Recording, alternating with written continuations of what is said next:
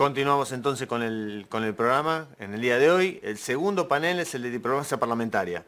Un gusto, un honor contar con este panel. Es la primera vez, este es uno de los paneles que lanzamos por primera vez. Los quisimos tener en Ushuaia en el 2019 y no pudimos en aquella oportunidad, no se dio. Así que bienvenidos esta vez y muy contento de que pase. El coordinador de este panel es Juan de Dios Cincunegui, que está en la maestría de diplomacia de la Universidad Austral. ¿Es así, Juan? ¿Me estás escuchando? ¿Estás en Sí, línea? perfectamente, Mario. Muchísimas gracias. No, por favor, gracias a vos por participar. Un gusto, un honor y flor de panel que tenés, Juan. Bueno, muchísimas gracias. Arrancamos entonces. Muy buenos días a todos, tanto los argentinos como los amigos que tenemos de América Latina y del Caribe, que seguramente un poco más temprano en el norte de nuestra región. Aquí estamos, bueno, primero agradecimiento por supuesto a Salra, agradecimiento también a Mario Nitti, a Domingo José Massa, que está aquí acompañándonos, un placer. Voy a presentar, tenemos un gran panel, unos grandes panelistas, al embajador José Octavio Bordón y al senador mandato cumplido Ricardo Branda. Así que vamos a darles a cada uno de ustedes unos entre 15 y 20 minutos, puede ser menos, lo que ustedes quieran tomarse, y después vamos a hacer un debate. Yo voy a hacer un comentario, unas reflexiones al final de la presentación de ustedes. Así que vamos con José Octavio Bordón, es licenciado en Sociología, fue diputado nacional, gobernador de Mendoza, como todos saben, senador nacional, candidato a presidente de la República en 1995, ha sido ministro de Cultura y Educación de la provincia de Buenos Aires, embajador ante los Estados Unidos y ante Chile, ha sido profesor en la Universidad de Georgetown, profesor de Sociología Política también en la Universidad Nacional de Cuyo, investigador del CONICET, investigador de la Organización de las Naciones Unidas, miembro del Diálogo Interamericano, miembro del Consejo Asesor de la Presidencia del BID, bueno, presidente de INSTECO, presidente de la Fundación Andina y actualmente es presidente del CARI, el Consejo Argentino para las Relaciones Internacionales. Así que, embajador, un placer tenerlo aquí. Por favor, adelante, el piso es suyo.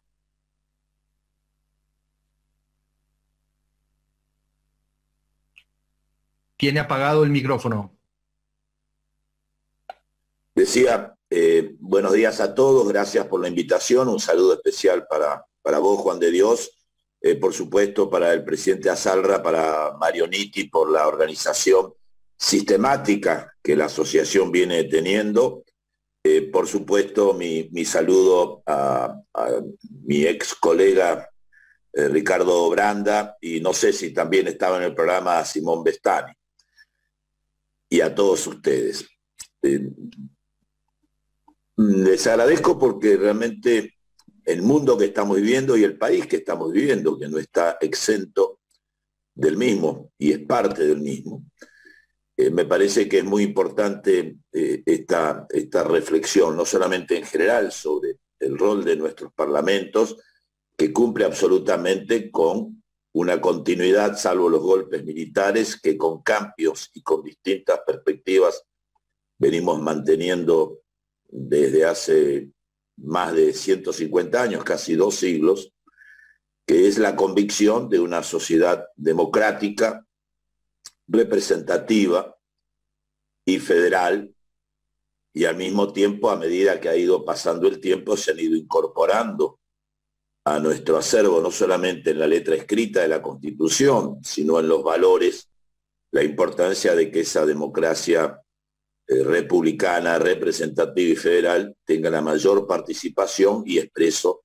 la mayor capacidad de diálogo y consenso necesarios para afrontar los desafíos que siempre hay. Después de un periodo exitoso hay nuevos desafíos, quizás uno de los problemas históricos de nuestro país, no de un gobierno u otro, algunos habrán tenido más responsabilidad que otros, ha sido la dificultad a veces para administrar el éxito que siempre en la vida de las personas y de las naciones es momentáneo. Porque cuando uno supera un obstáculo y consigue logros, le aparecen nuevos desafíos, nuevas expectativas. Y esta justamente es la característica propia de sociedades democráticas con sus distintas perspectivas, que es la capacidad de evolucionar. Y yo diría que la gran fortaleza de la democracia, en momentos incluso que se la discute nuevamente, es la capacidad de corregir con sentido crítico, constructivo. Y por supuesto, en este campo, todo el nuevo desafío que se viene planteando y que se ha incluido en muchos aspectos de que la representatividad no debe por qué ser contradictoria con la participación. Hemos pensado y pienso, digo hemos pensado porque no soy el primero ni el último en reflexionar sobre el tema, que una buena representación en todos los niveles del sistema republicano democrático ayuda a una mejor participación de la comunidad y que una participación solidaria y responsable ayuda a una mejor representación. Por lo tanto, poner en conflicto la representatividad y la participación de una sociedad democrática y republicana y democrática, lejos de tener que ser puntos contradictorios y de diferencias y conflictos, debe ser un punto de dialéctica constructiva, crítico-constructiva, como dije al principio. Empiezo por esto, porque ese es el contexto por el cual tenemos que trabajar. Segundo, recordar algo personal, aunque cuando uno escucha los antecedentes de uno, con humor negro a veces digo que parece más un obituario que una presentación, o en inglés, cuando era embajador en Estados Unidos, hacía siempre el mismo chiste, como eran distintos lugares, no se repetía, salvo los pobres funcionarios que me acompañaban, igual que en las campañas electorales, decía more past than future, ¿no? O sea, más pasado que futuro. Pero justamente creo que el aporte que podemos hacer personas que tenemos ya, en mi caso, aunque no soy tan viejo, me voy acercando a los 60 años de actividad social y política, en distintos momentos, con dos dictaduras, con momentos distintos de la democracia, es la capacidad de que nuestra única sabiduría sea recordar lo productivo de nuestras experiencias positivas y también, sin vivir en la autocrítica, recordar aquellas dificultades o errores que se cometieron. Así que con ese espíritu converso hoy.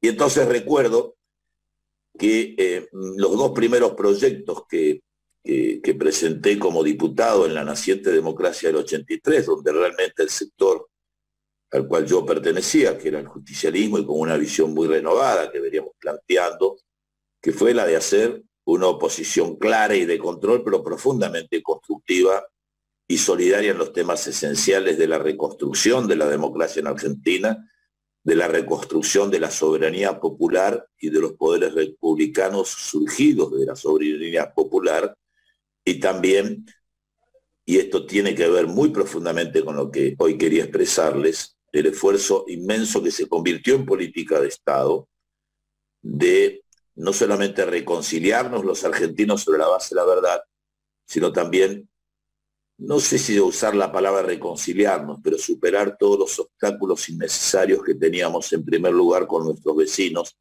para de esa manera poder construir una presencia más significativa de la democracia argentina en el mundo y de nuestra inserción internacional. Y por eso mis dos primeros proyectos y la primera actividad fue, por un lado, la presentación que veníamos trabajando con gente de distintas fuerzas políticas cuando todavía no teníamos democracia y con algunos académicos, de modernización parlamentaria, que no era simplemente poner computadoras en aquel momento que todavía imaginábamos, pero no podíamos prever lo que iba a ser la revolución digital, sino que esas modernizaciones que culminaron en esta sociedad digital estuvieran al servicio de funcionamientos más eficientes, transparentes y participativos del sistema parlamentario como un elemento fundamental del fortalecimiento de la democracia y del bienestar de la gente, que finalmente es el sentido de la democracia. El otro proyecto fue, obviamente, participar en dos proyectos legislativos que por suerte terminamos en consensos y armonizando con otros, que fueron la Ley de Defensa Nacional y la Ley de Seguridad Nacional. Y respecto a la defensa nacional, rescato especialmente que junto con todos los elementos de reconstruir y superar aquella, digamos, lamentable teoría de la seguridad nacional, que no tiene nada que ver realmente con la seguridad y la defensa nacional, que son valores positivos. Aparte de esos puntos, incluimos algo que está presente todavía, que sin eliminar las hipótesis de conflicto, incorporamos las hipótesis de confluencia. Y hoy que vemos que hemos cumplido 30 años del acuerdo a la VAC nuclear, que es modelo en el mundo entre Argentina y Brasil, superando una desconfianza estratégica centenaria, y hoy las diferencias que tenemos, que son preocupantes y momentáneas, yo creo, pero que no destruyen la confianza y que hay que trabajar para que no la destruyan. Y el ver que después de haber estado con dos dictadores al borde de una guerra entre Argentina y Chile, que la pudimos superar y decir que la única sangre derramada fue en el campo conjunto del ejército de los Andes en el continente sudamericano, con el general San Martín y con Bernardo O'Higgins, y que hoy tenemos brigadas militares conjuntas, que hoy en el punto último de conflicto estamos trabajando con un buque científico argentino, 50% científicos y miembros de las Fuerzas Armadas de ambos países, para trabajar por el medio ambiente y por una utilización racional de los medios que hacemos hace ya 4 o 5 años y seguimos con misiones conjuntas en la Antártida. Realmente creo que son avances muy importantes de la democracia, pero también de la tarea parlamentaria. Bueno, termino con esta primera parte que me parecía para mí significativa.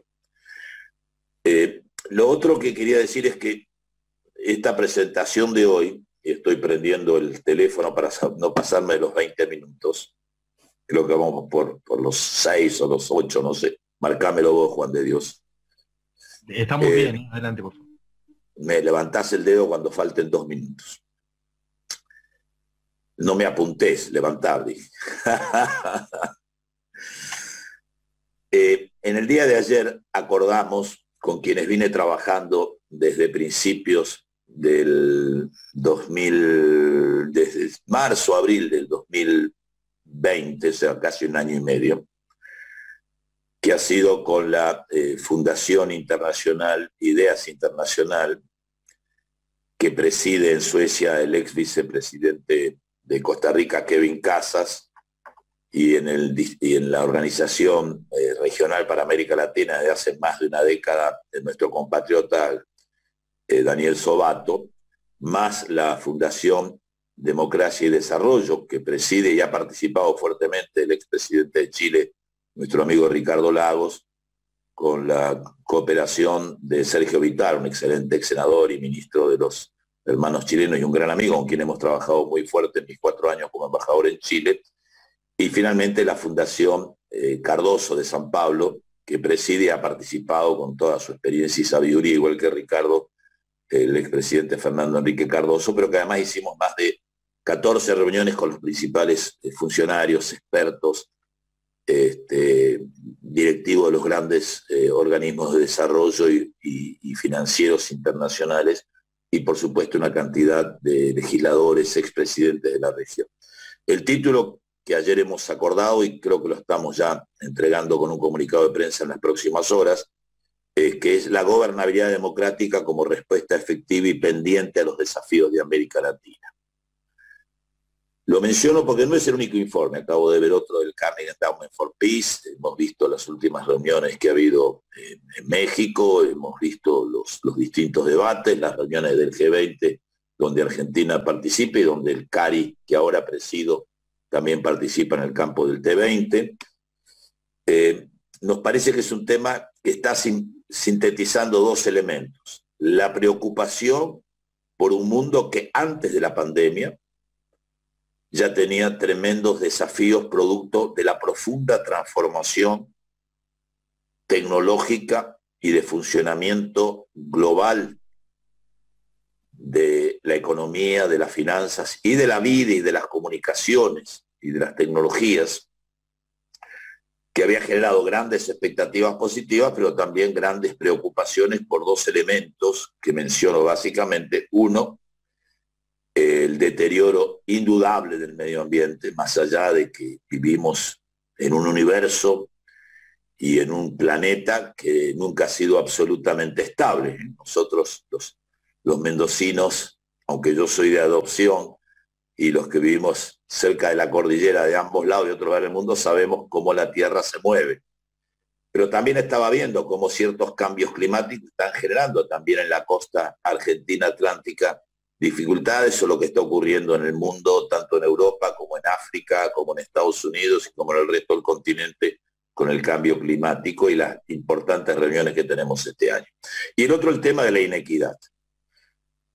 Junto con la disminución de la cantidad de pobres que se fue dando en el mundo durante varias décadas, ha venido como contradicción, no solamente que son muchos todavía los pobres, y esto lo vivimos muy duramente en la Argentina, sino también la creciente inequidad. La novedad que no solamente ha sido la inequidad que veíamos viendo entre países más poderosos y países más débiles, o entre sectores internos que siguen más, sino también dentro de los países más desarrollados. O sea que se ha generado, estos son dos grandes desafíos. Se nos suma un tercer desafío, que no es inocente. Ese desafío sobre todo no es inocente porque antropólogos, científicos y algunos lúcidos dirigentes, no muchos, venían advirtiendo sobre el impacto que esta nueva vida, con todo lo positivo que tiene, podía tener también en el campo de pandemias que podían generarse, y hoy llevamos ya 1 año y medio y ciertamente nos va a marcar la década 2020-2030. Por lo tanto, lo que nos planteamos frente a esta realidad fue no creer que los problemas habían comenzado con la pandemia en el mundo, ni que habían impactado igual en todo el mundo. Hasta ahora ha impactado más en América Latina y en parte en Occidente que en otros países. Esto no quiere decir que continúe así para siempre. Segundo, que no era un tema de corto plazo, tampoco es que vamos a vivir la misma intensidad, esperemos mejorar el año que viene ya. Pero que estos temas han venido para quedarse y por lo tanto hay que poner prioridad para esto. Y lo segundo es no creer que cambiaba todo, o sea, que la inequidad fue producto solo de la pandemia, que los problemas que estamos viviendo son solo problemas de la pandemia, pero sí que la pandemia va a profundizar e impactar algunos elementos favorables y otros elementos desfavorables. Y por eso nos planteamos la necesidad de transformaciones integrales en esta realidad de cada país y en esta debilidad del multilateralismo global y en esta debilidad de los procesos de convergencia e integración regionales en América Latina. Nosotros lo estamos viviendo y sufriendo. Y la necesidad de una visión de desarrollo integral. Y para eso nos hicimos 2 preguntas. ¿Qué capacidad tienen nuestras democracias para resistir estos debates? Sobre todo porque hay como ciertas tendencias que ya no son de izquierda o derecha, como lo caracterizamos en la etapa de la Revolución Industrial o en el siglo XIX, o desde la Revolución Francesa, por decirlo así, sino que además de algún componente que tiene entre una visión y otra, tiene que ver con una visión también frente a los derechos humanos de la gente y frente a los derechos a la vida de la gente. Entonces, ¿qué capacidad tienen las democracias para resistir estos impactos y para no creer que con autocracias concentradas podemos tener mejor respuesta? Y segundo es, ¿qué hacemos? Y en el que hacemos nos hemos planteado hace tiempo, inclusive en un informe que hice para Naciones Unidas y la OEA, hace mucho tiempo, junto con el ex canciller Dante Caputo y el expresidente de CEPAL, José Antonio Campo, en el cual tuve la responsabilidad de la coordinación política de ese proyecto sobre el estado de la democracia en América Latina que presentamos en el 2011, justamente en el Palacio de Minería en México, con la presencia de varios expresidentes de la región. Nos planteamos esta visión de la democracia plena, esto es, que la democracia ciertamente comienza por la libertad y la transparencia de los procesos electorales, que definen a través del voto nuestro Congreso, nuestro Poder Ejecutivo y a través de la tarea conjunta del Poder Ejecutivo y del Poder Legislativo, el sistema judicial, con la claridad de que la representación del pueblo no está en la presidencia de la nación, aunque haya recibido los votos, está en el sistema parlamentario, y lo mismo pasa en un país federal como el nuestro, en nuestras provincias, pero que la representación del Estado y prioritariamente de los temas de la defensa, de la seguridad y de la relación internacional está en manos del Poder Ejecutivo, y que finalmente la justicia, en este juego de una democracia de balances, de poderes, la última palabra de la interpretación de nuestra Constitución, nuestras leyes, está en la Suprema Corte de Justicia, y el hacer justicia está en manos de nuestros jueces. Por eso siempre me preocupa cuando algún candidato dice que va a meter preso a todos los ladrones, o que eso no es una tarea ni del Ejecutivo ni del Parlamento. A la última instancia nosotros podemos hacer los juicios políticos que corresponden como parlamentarios. Esa es una tarea de un buen sistema republicano que permite que el Poder Judicial independiente actúe en este sentido. Por lo tanto, esta democracia plena empieza con este sistema electivo transparente, participativo y pacífico, con garantías, con sostenibilidad, con transparencia y falta de opacidad. Yo diría, con nuestros defectos hay que mejorar, pero no es un drama. El segundo es que son las reglas de juego, cómo funciona la democracia. Entonces tiene que funcionar de acuerdo a lo que marca las reglas de juego con las cuales hemos sido electos los tres poderes. En forma directa, por el voto popular, o en forma indirecta por el funcionamiento del sistema republicano prescrito. Y el tercero es el de los objetivos, de los logros.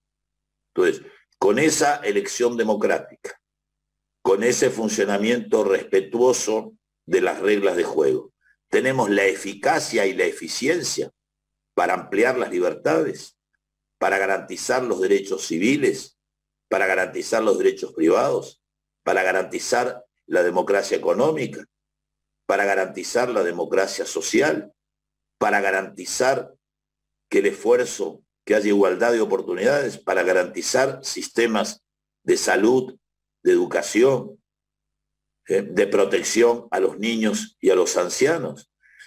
Por lo tanto, la visión de la democracia no puede ser la vieja contradicción que nosotros vivimos como generación entre la democracia formal y la democracia real, sino esta visión de democracia plena, o como decía el fundador del movimiento en el cual yo me inicié políticamente, Juan Perón, la democracia integral. Son distintas visiones de verla. La democracia plena es más universal, por eso hemos usado este concepto. Termino acá con esta parte. Y nos hemos planteado 3 pilares en esta etapa para discusión. Es un documento de 50 páginas, pero muy abierto. ¿Por qué? Porque no somos todos los países iguales, aunque tengamos, y con Brasil casi también un idioma en común, elementos en común y destinos en común, pero además no se puede comparar, digamos, la excepcionalidad de lo que es la democracia, el funcionamiento de México, profundamente latinoamericano en sus valores culturales y en la relación y el afecto que nos tenemos, pero que el 90% de su comercio lo tienen con Estados Unidos básicamente y con Canadá, lo cual no quiere decir que no sea importante nuestra relación con México. O la relación que tenemos los países que estamos más al sur, en esta historia común que venimos en el Cono Sur construyendo con Brasil, con Uruguay, con Perú, con Paraguay, con Bolivia, con Brasil, con Chile, con nuestro vecino histórico que es Perú y con el resto de Sudamérica. Y cada uno de nosotros tenemos realidades distintas. No es lo mismo el tamaño de Brasil que el tamaño de Uruguay. Entonces, son elementos generales y además no es la misma el funcionamiento que hemos tenido en nuestra economía, nuestra macroeconomía, nuestras políticas de salud, nuestra capacidad tecnológica. Pero justamente la búsqueda de un destino común tiene que ser encontrando los puntos en comunes y partiendo de saber cuáles son las diferencias para poder acercarnos. Si no las comprendemos, si nos damos un único mecanismo, difícilmente va a ser avanzar. Y por eso nos hemos planteado 3 pilares. Primero, recuperar la confianza ciudadana de los ciudadanos en los gobiernos y en los dirigentes, porque hoy no solamente está afectada la confianza en los 3 poderes democráticos, también en las lideranzas religiosas, en las lideranzas sociales, en las lideranzas económicas. Y no nos debe llevar al pesimismo, sino a tomar ese realismo para superarlo. Y también la confianza de los gobiernos en la sociedad, esto animarse a descentralizar poder sin perder el papel de la representatividad y del voto universal, obligatorio y transparente. El segundo pilar es la necesidad de un nuevo contrato social. Porque la realidad que tenemos hoy no es ni la realidad del siglo XIX, ni es la realidad de la última etapa del capitalismo industrial que vivimos hasta la última parte del siglo XX, sino que es una sociedad que algunos la llaman postindustrial, otros la llaman digital, de la información, del conocimiento, pero que claramente es una distinta globalización de todos los poderes y nos obliga a respuestas distintas, no a valores de equidad, de justicia, de soberanía distinta, no, a una visión, ¿cómo es la soberanía de hoy? Cuando nosotros hicimos los procesos de integración con los vecinos, no estamos siendo menos soberanos, estamos planteando una soberanía más fuerte, más genuina, más democrática para enfrentar los desafíos globales. Cuando queremos fortalecer el multilateralismo regional y el multilateralismo global, no es para tener menos soberanía las comunidades, es para poder defender la identidad de nuestras comunidades frente a desafíos globales que antes no teníamos. Y esto nos lleva también en el campo económico a imaginar una competitividad inclusiva. No puede ser la capacidad de producir con excelencia y con las mejores condiciones laborales humanas contradictorio con la inclusión social. Porque si nosotros somos muy eficientes, muy eficaces, perdón, o muy eficientes, pero resulta que dejamos un pedazo muy grande de la sociedad fuera, no solamente es una tremenda injusticia social, sino que también es un elemento de desestabilización de la gobernabilidad por falla de la gobernanza del Estado y del sistema productivo y social. Al mismo tiempo, si en nombre de la inclusión nosotros no nos preocupamos por ser eficientes en la producción, no vamos a ser eficaces en términos de la democracia, porque no vamos a poder vender nuestros productos ni comprar los productos que necesitamos. Y el tercer punto, que tiene que ver con esto, y que es un tremendo desafío y un difícil desafío que no alcanza con cada país, hay que dialogar con los vecinos y con el mundo. Incluso veo con alegría que en el G20 por fin aparecen algunos temas globales, que es la necesidad de una profunda reforma fiscal. No podemos seguir así. Se trata de ser más eficientes combatiendo la evasión y la elusión, pero para eso necesitamos no solamente un mejor sistema administrativo, sino más transparente, más eficaz. Y se trata también de hacerlo más equitativo y progresivo, pero más equitativo y progresivo no puede ser cazar en el zoológico, sino poner un sistema lo suficientemente equitativo, no solamente con las personas y con los sectores sociales, sino también con el sistema productivo, con el sistema de innovación, con el sistema educativo. Y no solamente se trata de ver cómo recaudamos, sino cómo gastamos. Cuando uno compara lo que pasa en el ingreso y en la inequidad en América Latina en general y entre Europa en general, vemos que la inequidad disminuye después de impuestos en Europa en general. Y se mantiene igual o aumenta después de impuestos en los países de América Latina. Esto no quiere decir que hay sectores que por esto de cazar en el zoológico están muy golpeados, siendo bastante productivos y no siendo los más pobres. También golpear incorrectamente a los sectores productivos e innovadores para recaudar porque trabajan en blanco y porque son transparentes o porque no pueden dejar de serlo por la forma de producir, es peligroso a los efectos de generar un crecimiento equitativo. Termino con esto y voy simplemente a lo parlamentario al final, porque lo que se pone en ese campo, que estos tres pilares necesitan ciertamente de una integración renovada e inteligente y de una inserción renovada e inteligente al mundo y de un mejor funcionamiento de la globalización y de un Estado reformado y una sociedad reconciliada capaz de encontrar consensos en la diversidad, convergencias en la diversidad. Bueno, ¿para qué mundo lo he mencionado? Me faltó solamente mencionar que este mundo se ha complicado también antes de la pandemia, porque ciertamente Estados Unidos sigue siendo una gran potencia, pero ya no estamos en el tiempo ni del fin de la historia, que nos planteaba Fukuyama y muchos seguidores después de la caída del muro de Berlín, ni en la Pax Americana que se imaginó después de la primera guerra en Irak, en Medio Oriente, con el triunfo rápido y espectacular de los Estados Unidos, que sigue siendo la principal potencia militar y junto con los aliados internacionales que tiene, sigue siendo el poder militar más importante del mundo también como alianza, pero que obviamente ya no es el poder hegemónico, ha perdido esa hegemonía en otros campos. Y se ve desafiada, no digo enfrentada militarmente, pero desafiada por el crecimiento de Asia en general. Miren las Olimpiadas, sigue Estados Unidos siendo el primero, pero si sumamos toda Asia, está bien que se está haciendo en Japón, con nosotros van a ver cómo ha crecido el Asia en su conjunto, no solamente China, en términos de su presencia. Es un mundo que va a ser distinto.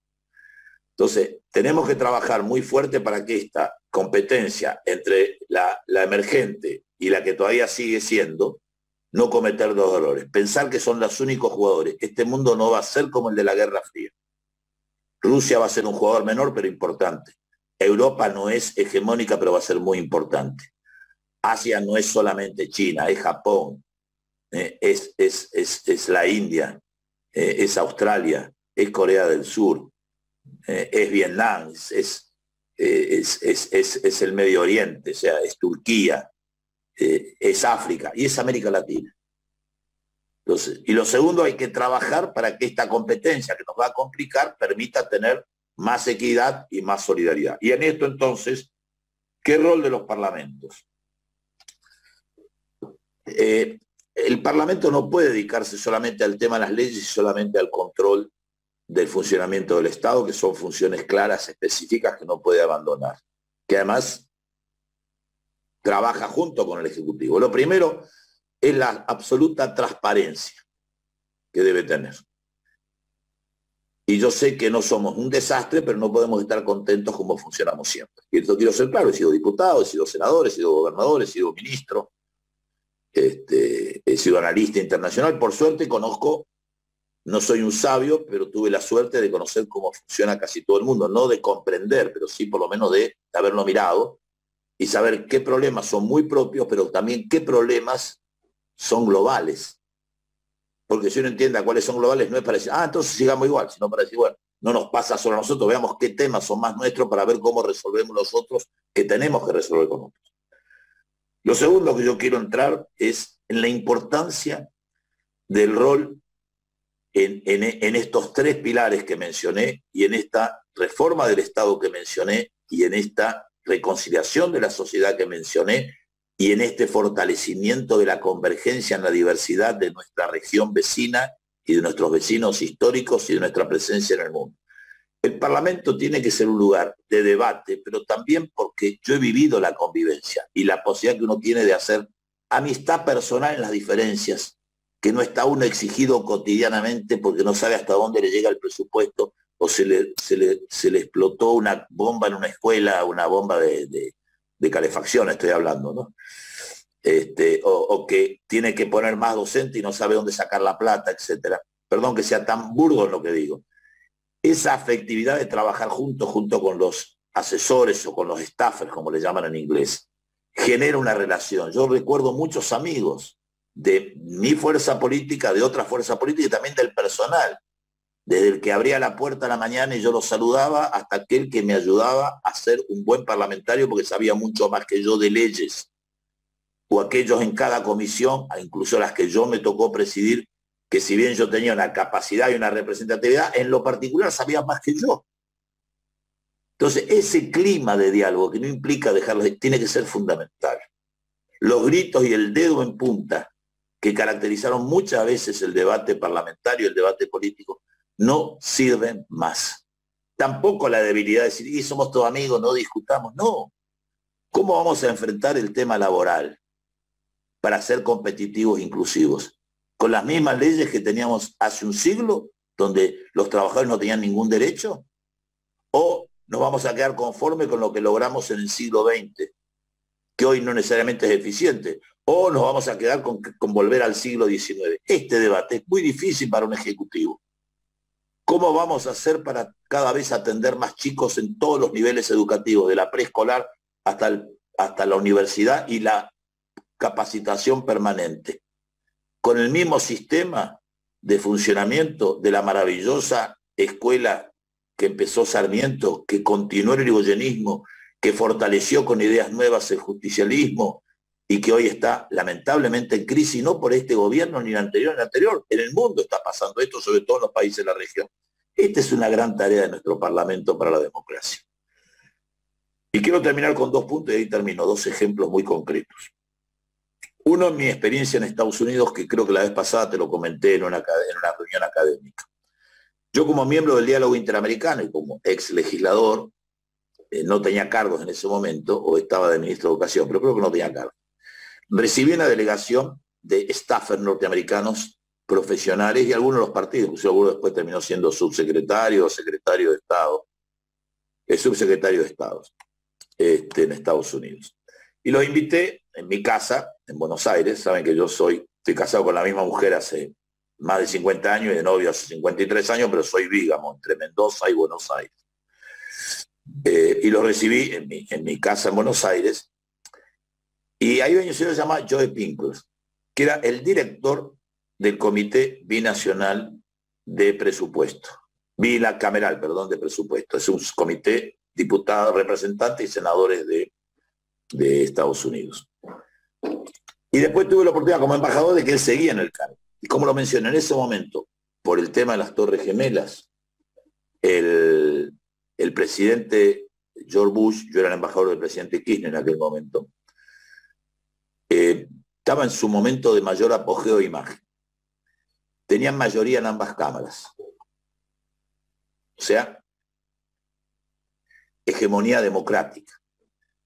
Y estaba en debate analizar el presupuesto que tenía claramente déficit, cuando el presidente Clinton lo había dejado con superávit. Esta comisión de staffers, aprobada por los parlamentos, por los senadores y los representantes, decía exactamente que había recibido Bush el gobierno con superávit y que en ese momento lo tenía con déficit. Y que Clinton, si uno iba para atrás, lo había recibido con déficit de George Bush padre y lo había dejado con superávit. En eso no había discusión, porque el trabajo técnico era un trabajo técnico. Después venían las explicaciones políticas. Si hay que tener más gasto y que ese gasto hay que ponerlo sobre todo en lo social, en lo productivo, o si hay que tener menos gastos, si hay que tener más impuestos, hay que tener menos. Ahí venía la discusión entre republicanos y demócratas, que hoy cambió un poco también, porque la realidad cambió de ambos partidos. Pero no se discutía sobre los números. Y esto es clave, la independencia también de los staffers. Y acá voy a meter el dedo en la llaga. Porque yo creo que cada legislador y cada senador, de acuerdo a sus responsabilidades, tiene derecho a tener un mínimo de personal que es su gente de confianza, como lo tiene cualquier gobernante. Después, si usa a alguien para que le junte votos en su lugar, o si usa a alguien para que lo ayude técnicamente, es una decisión y pagará la virtud el costo que corresponde. Eso es como la vida privada. La gente evaluará. Pero después tienen que ser profesionales que entran por concurso y se mantienen en el tiempo por concurso con toda la ventaja que da en puntaje la experiencia. Y cuando uno se va, se va. Yo tuve a mi hermana, que hoy tiene una jubilación mucho más baja que cualquiera de los staffers profesionales que se han jubilado. Pero ella no entró por concurso, entró conmigo y se fue conmigo. Sé que estoy metiendo el dedo en la llaga. Pero esto es muy importante para mejorar la calidad. No para eliminar el rol político y de diálogo que tienen que tener los señores legisladores, senadores o diputados. Y esto es lo que pasa en los mejores parlamentos del mundo. Y es lo que tenemos. Nosotros tenemos gente muy capaz en el Parlamento argentino. Yo los he conocido, los he valorado y me han ayudado muchísimo. Este es el primer punto. Y segundo, la capacidad de diálogo. Y el último ejemplo que quería poner. Yo fui como miembro del comité parlamentario, el Parlamento Mundial, en Togo. Fui a varios de ellos, hasta el último, cuando después me fui como embajador. Y fue en Togo. Y ahí empezamos a conversar con nuestros pares británicos en 1985. Esto culminó con reuniones en la Argentina, en Londres, donde obviamente, como no había relaciones diplomáticas, y también con una gran cooperación del Chatham House de Londres y el Consejo Argentino de Relaciones para las Relaciones Internacionales, que hoy presido. Soy el tercero en 42 años, me voy a quedar muchos años menos que los otros por convicción y por edad, además. Y de ese diálogo decidimos conversar entre nosotros. Y esto ayudó, después pasaron cosas que me hubiera gustado que no pasaran como pasaron, y que hay que defender lo que acordamos, y que fue lo que permitió en 1990, estuve presente en Londres ese día con el embajador Mario Cámpora, que restableciéramos las relaciones diplomáticas sin dejar de lado nuestros derechos sobre las Malvinas, que además tenemos un punto a favor. El punto en contra fue haber desatado una guerra que cada día homenajeo a los que se jugaron la vida, y cada día creo que fue un error político como la hicimos y cómo no negociamos cuando nos ofrecieron negociar. y cómo servimos al final los intereses muy pequeños de una conducción momentánea de aquel país que nos viene ocupando desde 1833 ilegalmente. Y cuando digo ilegalmente, no solamente por lo que pensamos los argentinos, Naciones Unidas reconoce que hay una disputa de soberanía que debe ser tratada. Este es el punto de fuerza de la Argentina. Pero quiero decir, nuestro Parlamento tiene un rol muy importante, coordinando, por supuesto, con el rol del Ministerio de Relaciones Exteriores y articulando con los sectores del trabajo, de las empresas, de la academia, de la ciencia y técnica, que tienen que ver con la diplomacia del siglo XXI. Pero ahí tenemos una tarea fundamental. Y también en nuestra área de defensa y de seguridad. Y en nuestras áreas de economía. Estamos en un mundo global que no va a hacer desaparecer los estados, ni mucho menos nuestro regionalismo, y el Parlamento es fundamental para esto. Este es el mensaje cortito que les quería dejar. El rol del Parlamento es clave para dialogar, para aportar a diálogos. Por eso nos sirvió el diálogo con los parlamentarios británicos, porque hablábamos bajo el techo, como le decían, de Chatham House, que lo que se hablaba ahí no valía. Yo podía decir, bueno, y si yo hago esto, ¿qué pasa? Esto ayudó al diálogo. Y debemos seguir continuando recordando ese diálogo, no las personas que fuimos, que éramos 2 de cada sector político, los presidentes y vicepresidentes de ambas comisiones de Relaciones Exteriores, sino recordando qué cosas habíamos acordado y qué cosas algunos, como una vez se lo dije a un ministro de Relaciones Exteriores, a un secretario del Foreign Office, que ellos habían usado el paraguas de soberanía, como lo hacía el gato Félix en un dibujo animado, lo habían dado vuelta, no para taparse la lluvia, sino para navegar a favor de puntos que no habíamos acordado. Entonces también hay que recordarle estos, tratando de que sea lo menos conflictivo. Y este es un papel del Parlamento. Porque el embajador, que es muy importante, yo he sido embajador, está obligado a ciertos límites. Sí, off the record puede conversar. El Parlamento puede dialogar a fondo y puede encontrar qué puntos nos permiten con el menor conflicto. Con una frase y con esto termino. En política internacional, y este es un rol del Parlamento, hay que tener y afrontar con firmeza los conflictos insuperables o inevitables. Y hay que tratar de no tener ningún conflicto evitable. Primero, porque el conflicto nunca es bueno per se. Segundo, porque si no damos los conflictos evitables, tenemos más fuerza para discutir y asumir los conflictos inevitables. Y en esto el Parlamento, para mí, no solamente es necesario, es indispensable y fundamental, porque es la expresión más plural de la permanencia y de la estabilidad y de la continuidad de la democracia argentina. Muchísimas gracias, embajador. Aprovecho para excusarlo a Simón Bestani. Le dimos un tiempo adicional justamente porque Simón Bestani está viajando ahora desde Mendoza a Buenos Aires y bueno, no pudo, tuvo que coordinar un tema familiar, así que no pudo estar hoy aquí. Así que vamos a darle ahora la palabra a Ricardo Branda. Un abrazo a Ricardo y mi agradecimiento siempre a Simón. Entre mendocinos siempre nos ha ayudado, y como él sabe que yo soy un poco larguero, seguramente lo hizo a propósito para darnos. No, mandaba saludos a todos, muy especialmente a usted, embajador. Abrazo, bueno, Ricardo, y gracias, Juan de Dios. Por favor, muchas gracias. Les decía, Ricardo Branda, abogado egresado de la Universidad Nacional del Nordeste, ha sido senador nacional por la provincia de Formosa durante casi una década, entre los años 1992 y 2001, presidió los grupos parlamentarios de amistad con Israel, con Japón, con la región de Asia-Pacífico, también ha sido director y vicepresidente del Banco Central y tiene un currículum más profuso. Pero le damos la palabra, senador, por favor, adelante, gracias. Bueno, gracias, muy amable, estimado Juan de Dios.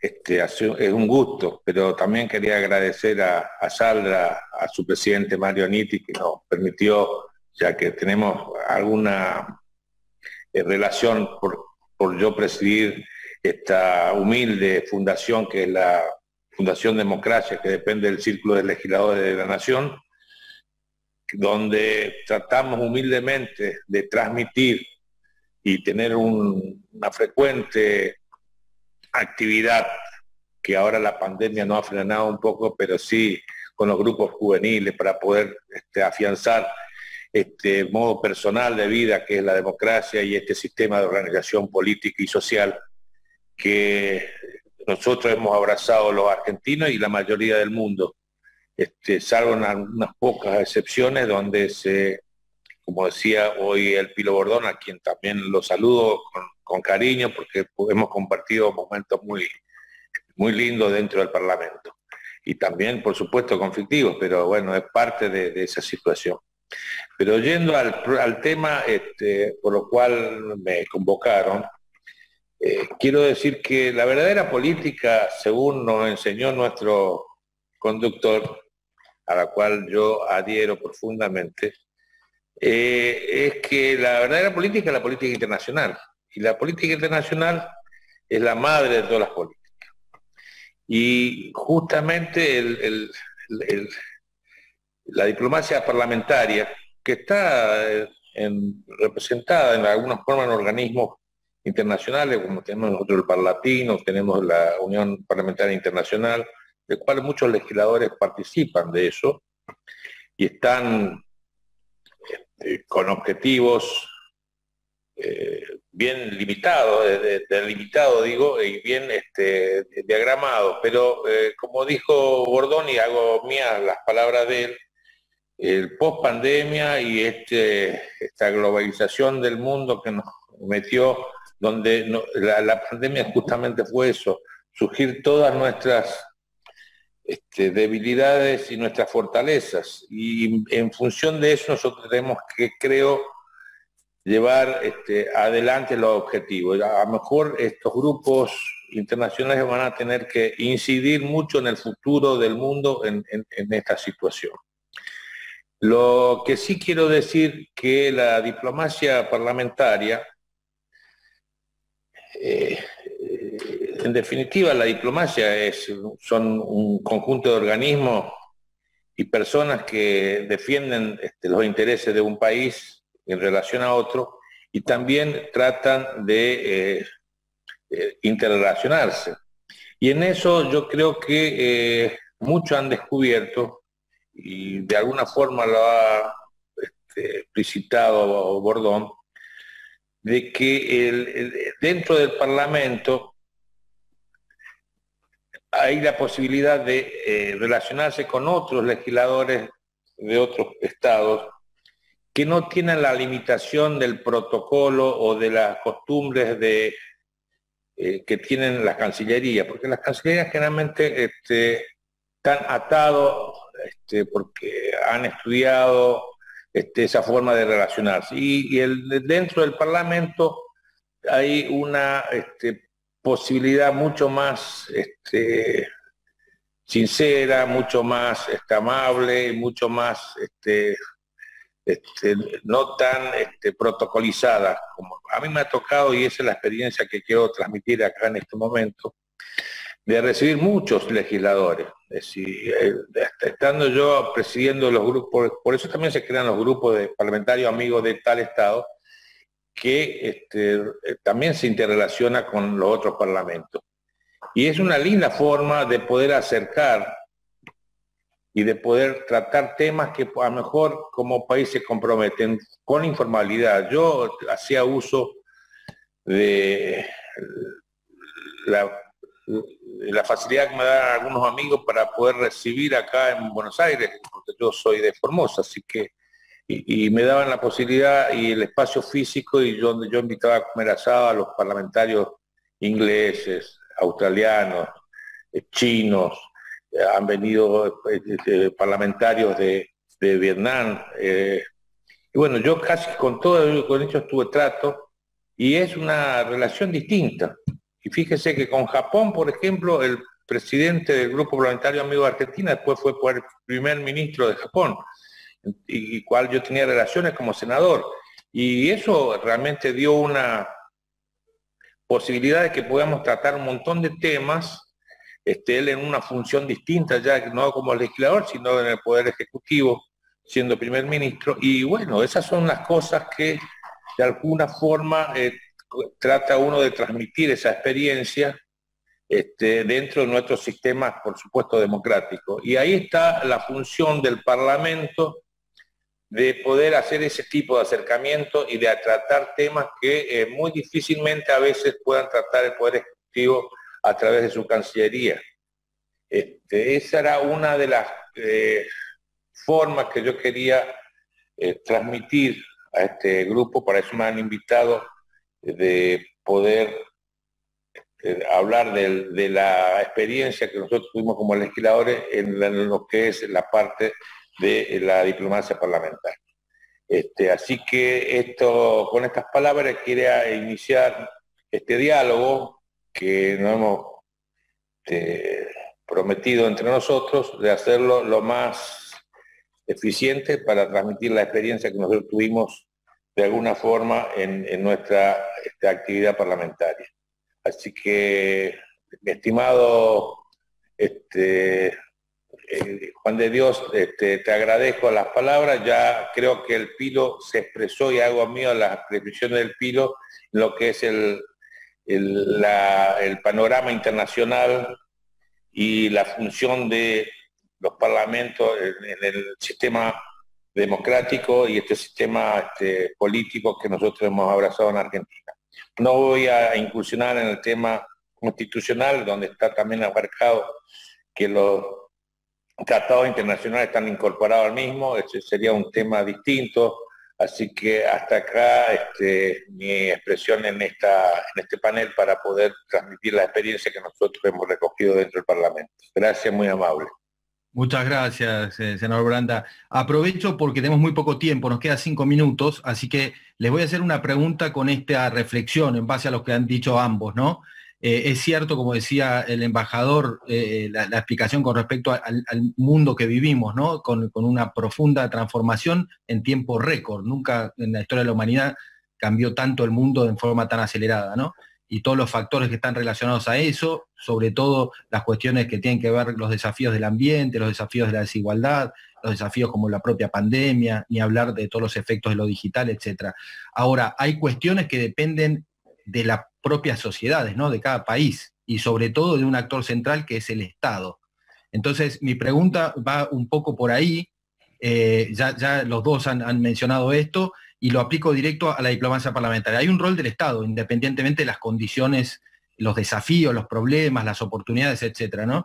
Y desde 1983 hasta la fecha, casi 38 años, hemos consolidado una maravillosa democracia, pero esta mención que hacía el embajador Bordón respecto a la democracia formal y la democracia real, y esta cosa de la democracia plena, que está muy bien el concepto, que es superador de ambas cosas. Pero bueno, lo cierto es que en el 83, en el 89, bueno, tuvimos primero una situación de emergencia, una crisis muy grande. A partir de ahí se dictó una emergencia social económica que duró, excepto 2 años, hasta el 2021, seguimos en emergencia, pero antes habíamos declarado la emergencia, digamos, independientemente de la pandemia, ¿no? Quiere decir que la pandemia agravó las cuestiones, pero ya venían de hace tiempo en la Argentina. Entonces mi pregunta es, en toda esta importancia, usted también, señor Branda, que mencionaba la importancia de la política internacional respecto a toda la política, una política integral de posicionamiento del país a nivel externo, a nivel doméstico también y regional, por supuesto. La pregunta es, ¿qué esperamos como Estado para tener una democracia efectiva, que es otro punto que se planteó aquí, que es lograr beneficios básicamente para la gente, ¿no? Crecimiento y todo lo que está relacionado. Entonces, esa pregunta, y después algo dentro de la diplomacia parlamentaria, dentro de esto, si ustedes creen que, por ejemplo, estos distintos actores que conforman el gobierno, las distintas ramas del gobierno, y en particular el Poder Ejecutivo, que obviamente lidera el presidente la política internacional, debe tener respecto del Congreso y el Congreso respecto del Parlamento una articulación fuerte, profesional, vinculada a la diplomacia parlamentaria, porque hoy día, si bien la diplomacia parlamentaria está, pero poco institucionalizada, o sea, podría tener, hay un gran espacio de mejora, ¿no? Digamos. Así que esa es la pregunta para ambos. Adelante, por favor. Yo le dejaría a mi amigo Branda que conteste primero, porque fue mucho más corto que yo, así no se queda sin tiempo. Bueno, el Pilo nos tiene acostumbrado, siempre fue larguero cuando era legislador también, pero estamos acostumbrados y lo escuchamos con mucha atención y respeto, así que yo diría, como dije al principio, nosotros abrazamos este sistema de vida personal que es la democracia y este sistema de organización política y social. Yo creo que está basado esto en la libertad. Y la libertad también implica respetar las reglas de juego. Yo creo que la democracia se fortalece en la medida que todos nos pongamos a respetar eso. ¿Y qué son las reglas de juego? Que sean comicios claros, que sean transparentes, que la periodicidad, porque estamos acostumbrados últimamente a que hay personas que están muchos años dentro de un cargo, así que el hecho de que no sean cargos que sean continuos y sin periodos, me parece que también es un tema que no hace bien a la democracia. Entonces, desde ahí, desde ese punto de vista, yo creo que eso ahí es donde debemos trabajar todos para que y por supuesto el fortalecimiento de las instituciones. Sin el control de las instituciones, la democracia se debilita. Yo creo que el control es muy, muy importante que se produzca. Están los organismos de control, pero generalmente no funcionan. Y por supuesto la división de poderes también es un tema interesante que hay que trabajar muchísimo. Si no funciona el sistema judicial y el sistema parlamentario y el ejecutivo, que es una interrelación que existe, que debe existir, evidentemente las democracias van a ser más débiles. Con respecto al otro tema y al otro punto que preguntaste, que es si tiene que haber una interrelación en la parte de política internacional, yo creo que sí. Yo creo que es un trabajo en conjunto y ahí es donde uno tiene que tener muy claro los objetivos del país, porque si bien el Ejecutivo representa y la Cancillería y los diplomáticos llevan adelante esa política internacional, tiene que ser ayudado, por supuesto, por los parlamentos. Creo que tiene que haber una interrelación muy fuerte. Y, por supuesto, hacer el trabajo ese de la diplomacia parlamentaria, que es lo que hemos manifestado y por lo cual fuimos convocados a este panel, que es trabajar de distinta forma hacia esos objetivos. Porque es mucho más fácil para un parlamentario que no está atado a lo que es la ciencia de la diplomacia y estar justamente con una situación mucho más amable y afable para poder llegar a esos objetivos. Muchas gracias, senador. Nos hemos quedado sin tiempo, así que va a cerrar el embajador Bordón y después las preguntas se las voy a enviar para dárselas después a Mario Nitti para que las distribuya con quienes las han formulado. Así que cierra usted, embajador Bordón, y desde ya muchas gracias a ambos, No, por nada. Y embajador Bordón. Perdón. Bueno, la pregunta es para todo un seminario, así que primero hago mío todo lo que ha reflexionado Ricardo en este momento y también mi afecto de que sin una sonrisa hemos mantenido muchas coincidencias y algunas diferencias, pero sobre una base de sentido común nacional. Segundo, me parece que... Perdón, doctor, ¿me escucha, doctor? Sí. ¿Qué tal? Mil disculpas, doctor, pero nos hemos quedado sin tiempo. Ya le tengo que dar la entrada al panel que sigue y nos quedamos sin tiempo. Bueno, entonces simplemente despedirme, por eso pedí que fuera primero. Gracias a Mario Nitti, gracias a todos los organizadores, gracias Juan Dios y un abrazo a Ricardo. Saludos a todos entonces, muchas gracias. Bueno, muy buena la exposición, gracias. Muchas gracias, gracias Juan, gracias senadores Branda y senador Bordón. Y bueno, lamentablemente nos quedamos sin tiempo. Muy bueno el panel, la respuesta del público es muy buena, así que les agradezco y un honor haberlos tenido.